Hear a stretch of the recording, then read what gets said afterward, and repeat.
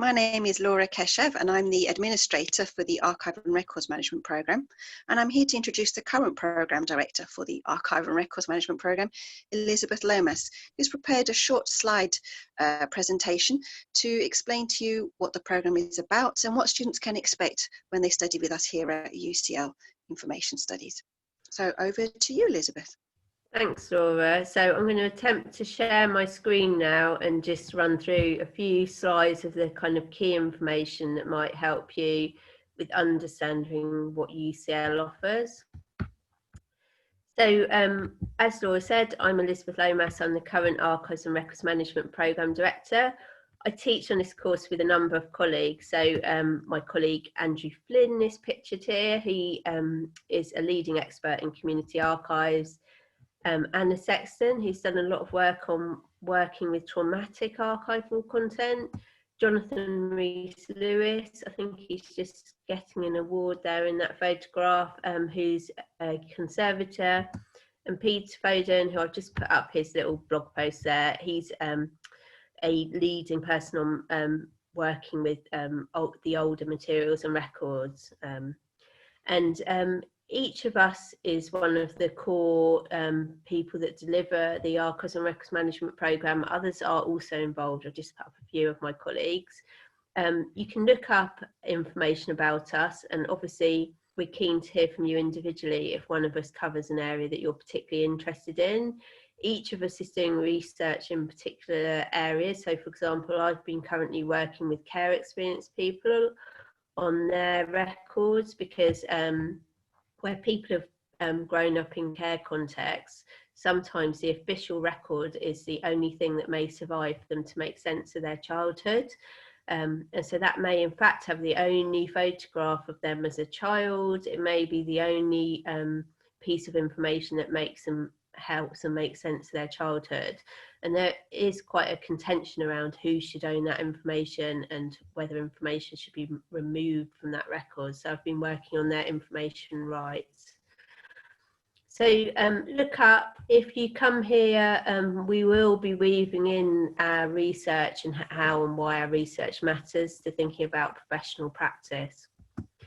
In terms of why you should study archives and records management, obviously, as someone who's worked in this space for 20 years, I would say that it's not just about wealth, it's a fruitful and rewarding career. There are people that go on and work, particularly at the front end, and earn a lot of money. If you work in the legal sector on e-discovery, for example, you will obviously receive a different level of recompense than someone that works in a local authority archive. But there's a diverse range of roles that you can go into. You can change your role through time, and you know there's a lot of challenge and reward in terms of working in this sphere, and a lot of opportunities in different ways.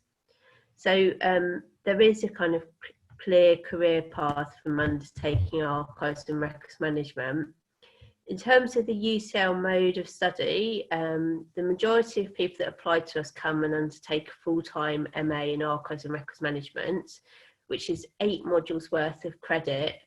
So one of our core modules is double weighted. So in fact, you will study 7 modules and a dissertation where you'd undertake research to look into an area in depth that really interests you. Some people will only take the taught modules, which is the diploma. And I'm just going to have a sip of water, sorry. I've been speaking a lot this morning on other things. Some people will only take the diploma, which is professionally recognised. So the postgraduate diploma will also mean that you're recognised as being professionally qualified in the UK. For some international contexts, you do need the master's level qualifications. So you need to consider where you're going to work and when you're making the choice between the two. And we're happy to talk to you about that. The dissertation obviously brings you a different skill set in terms of undertaking research, which might be something that you need to do in terms of your future career, and it also does give you other opportunities to go into something in depth that make you stand out individually. Some people will come to us and take a certificate, which is 4 modules where you'll be developing a specific program study that helps support and develop you. Some people come to us only on an individual short course module. That's all dependent on space really, in terms of whether you can undertake an individual module. In terms of the mode of study, the majority of people do full-time 1 year, but a significant number of people also go for the part-time option. So probably about a third this year have done the part-time option. And then a few people will take the modular study option, where you can study over 3 to 5 years. So that gives you greater flexibility.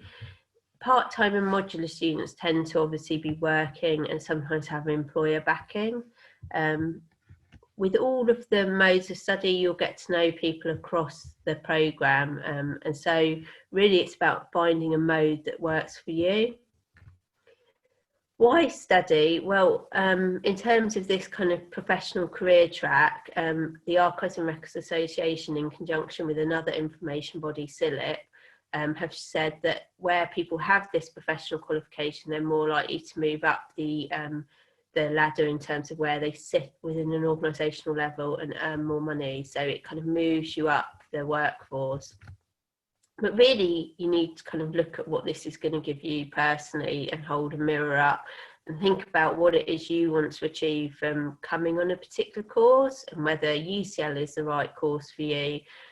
Do you want to come to London? Do you want to have this kind of intensive taught experience? So you will get a lot of engagement time, both with your peers and with all of us that are the kind of teaching team. We will know who you are very quickly, and you know, there is a network opportunity there, but is that, you know, what you would enjoy and what you would want in terms of coming to study? So think about what you would get from this and why you want to come. In terms of what we offer in terms of our teaching, as I said to you, one of the core modules is double weighted. That's concepts and context. That's the one where you really get your theoretical underpinning. So for that, we'll give you lectures on particular topics, and then you'll have set readings and some optional readings, and you'll then be divided into smaller seminar groups and have kind of discussions with your peers and a tutor around the topic that's been set. Creation and capture, that's a great module because that's the one I teach. That's where we look at the kind of front end of capturing information. What do we need? What needs to be captured? Where does it need to be captured? Who should have access to it? How do we manage it through time? How do we purge and delete stuff? How do we make the decision as to what ends up in the archive and is retained permanently? So those kind of choices. And it dovetails in really neatly with curation and stewardship, where you will learn about digital curation, so managing digital content through time. And in that module, stewardship, you'll also learn around thinking about the kind of more traditional materials that you're going to have to handle and care for through time. That module, we normally send people on a placement in the summer term where they do a cataloguing project. So they'll do the studying in the autumn term and then move towards a placement in the summer term. Access, you're looking at the management of information and outreach and how you make it available in different ways, different issues around copyright, for example. The record keeping professional gives you your core underpinning skills as a professional in terms of things like self-management, so personal management, but also managing staff, managing projects, outreach, advocacy, a wide range of skills, finance and budgets, and for that you put together a portfolio of work. Normally access, last year people did an online exhibition. So for every module there's a different kind of assessment, because for each of the modules we're trying to build up a different set of skills that dovetail together, and each of our modules we obviously discuss and share the content and link them together. Beyond Elizabeth, the core modules. Elizabeth, sorry, just before you move on to the next slide, just about the placement for people who are concerned of how they'd organise this with their employment. The placement usually takes place late April, early May, so that's technically term 3 rather than the summer. Oh, I think of that as the summer term, but anyway. Yeah, so do I by then, but it's term 3 really. Okay, so that's the clarification there from Laura, thank you. And obviously if you are being employed, we try and encourage someone to go somewhere different than their employer so that they get a different insight into something. But that's something we would discuss with you, and we try and place people in a context which is also going to help them on their career path. So in the past, people have gone to places like the Victoria and Albert Museum where they've had an art interest, and they've gone to businesses like a bank, you know, where they've had a kind of business interest. So it's been really wide ranging where people have gone in terms of thinking about those placements. But that's something we would work with you on when you got here. So don't worry about that too much at this stage.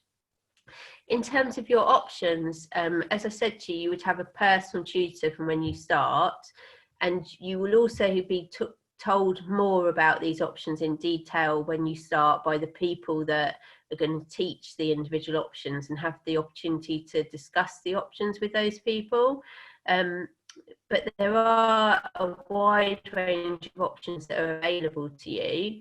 I've put some in red. The ones in red are the ones that are taught by the Archives and Records Management team, and they tend to be very popular with our Archives and Records Management students. So collection care is taught by Jonathan, and he goes into greater depth around preservation and conservation systems and managing complex material like audio material. I teach information governance, which is around information rights law, managing information in terms of the security and the risk management processes. So people that want to do frontline information management tend to add to their creation and capture underpinning with this module. Oral history is taught by my colleague Andrew Flynn. So with oral history, you'll be thinking about how you engage with individuals to capture their oral testimony in a range of different contexts and the complexity of that, and how you manage the recording equipment and then the outputs of the recordings through time. And reading and interpretation is taught by Peter Foden, and that's where you're going to get the paleography skills, but also thinking about different formats and structures of documents. So what was the process for wills at different times, for example, and probate. So those are core archives and records management offerings, but you would be coming to study in a Department of Information Studies, and therefore you could also take options by other colleagues within our department. So I just put down a few other examples, but there are lots more options that people do take. So for example, the last one in black on the list, organising knowledge, that's taught by my colleague Van der Broughton, who's an expert on classification. So that's quite an interesting module that people have taken. Also in the past, sometimes when we haven't had something on offer for someone that they particularly wanted, we've been able to do something called an individual approved study, which is where you do a sort of mini piece of research with a kind of supervisor. So that has to be discussed in terms of having the right person to support you, but that's something that's also happened in the past. So just something to think about. If for any reason not enough people signed up for an option, we would think about whether or not it could also be something that you could do an individual approved study on. So for example, for oral history, if you were the only person that signed up, you're not going to want to be lectured at in quite the same way. So we would then have to think about the mode of delivery and what was possible. So that's all open to discussion. In terms of how we build the programme, we try and make as many networking opportunities as possible. So we do that with having the guest speakers, the professional bodies coming in. We look at visits and placements, as we said, beyond the kind of assessed placement that happens. Then there would also be the opportunity to look at other placements. So at the minute, for example, I'm just putting in place some virtual placements for people to undertake work with different organisations. So we try and look at what you want and to work with you to give you the skills that you want over time. But really the thing about being in London is that there's a great opportunity to build up networks and contacts, and that, you know, we're always seeking to do that. This is a vocational master's programme, so we're also obviously making those networks happen so that you can find employment in the way that you would want, or to gain promotion. So we'd also work with you on the careers planning side, interview technique and CV writing. You might not always get exactly the job that you wanted straight away. This is a process where we will also work with you through time. So we're happy to hear from you, you know, a couple of years down the line, and still keep working with you. In fact, some students that qualified last year came back and gave guest lectures this year. So, you know, it's an ongoing network and process, and we want to stay in touch and support you through time. It's not just a kind of finite period that you come and connect to us. It carries on, and we do have other events like the Jenkinson Lecture, where people often attend and come back as alumni. In terms of you applying, and this is where I know people get nervous, what we're looking for in terms of your application, it's not to catch you out. It's really just about making sure that we understand why you want to come on the programme in terms of archives and records management. Why do you want to study at UCL? What attracts you to this programme? What's your background in terms of your professional and academic skills? We're not going to set anyone up for failure, so we have to be confident that when we take someone that they're going to be able to study and achieve on this programme.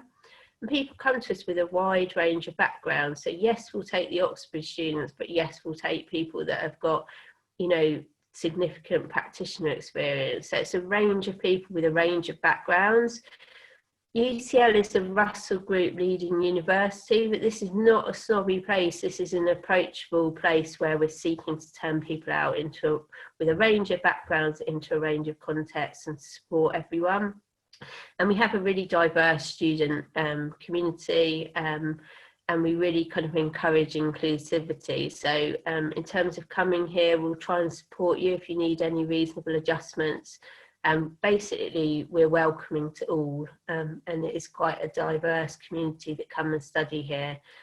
And we want to make sure that we can help you go where you would want in terms of your profession and your academic future.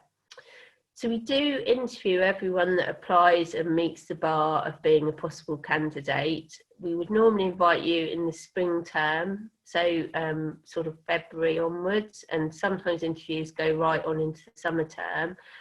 I would say to you, the sooner you get in your application, it's more likely that you'll be given a place. If you leave it too late, you might go onto a waiting list, and then you might not gain a place later on. The interviews last about 30 minutes. They're quite informal. You're not going to be asked to do a presentation or anything. It's really a discussion with one or two colleagues. If you have a campus interview, allow yourself enough time to find us, but we can also arrange online interviews. And if you need any adjustments for the interview process, as I've said, we want to be welcoming and inclusive for everyone. So just let us know about any interview issues. Once you're successful, don't feel worried about then speaking to us further about whether this is the right course. I mean, speak to me now, but speak to me in the longer term. You know, we want the people that turn up to our programme at the end of September to know what they've come to, and for that to be right for that person in terms of what they're going to invest into it. So we want to have happy students. We will start, once you have an offer, we'll start over time engaging with you so that you feel prepared for when you come and start studying with us. In terms of that kind of work-life balance, what I would say to you is quite an intensive programme, and full-time students cannot easily undertake part-time work. So as a full-time student in term one, you might be studying with us, you know, 5 days a week. So it is pretty intense. And so you have to kind of think about how you manage your time, and is it better for you to do part-time, or is, you know, how do you manage that? In terms of the cost of coming, obviously, unfortunately, there is an expenditure that you have to look at, and you have to also look at the issue of being in London. So that's something to also consider. There is UCL guidance on the financing. You can pay for your course in instalments and look at that. For the UK students, there is the possibility of getting a government loan in terms of funding, and you can also look at other resources and funding. I don't know do you want to say anything about the funding, Laura? No, other than that, just for this year only, apparently the applications for the government loan are low. So if you are thinking of applying for the loan, there's certainly this year at least opportunity to do so. Yeah, and so think about that, but also explore. Sometimes people have managed to get grant funding from elsewhere. International students can sometimes get scholarships, and we have had sometimes people funded by others for the most bizarrest of reasons. So one of the students had the right surname for someone that paid for students. So really explore all your options, and you know, we're keen to work with you on that. I hope that I've answered the majority of your questions now. Laura and I are both really approachable. It'll be Laura that arranges your interview, and helps with processing the application paperwork initially. She can direct your inquiries, but you know, I'm happy to be able to answer questions as well. I'll stop sharing my screen now, and I think we've basically covered all of the content, but do just come back to us with any queries, because as we've said, you know, we want you to go to the place that's right for you, and we are really approachable. There's nothing else to say, I think, Laura? No, yeah, I think you've covered the ground. I mean, don't be afraid to ask questions. We've both been here quite a long time, so we've heard most of them. So whatever it is you need to ask, we can certainly help you, or at least point you in the right direction. Thank you very much, Elizabeth. Thank you.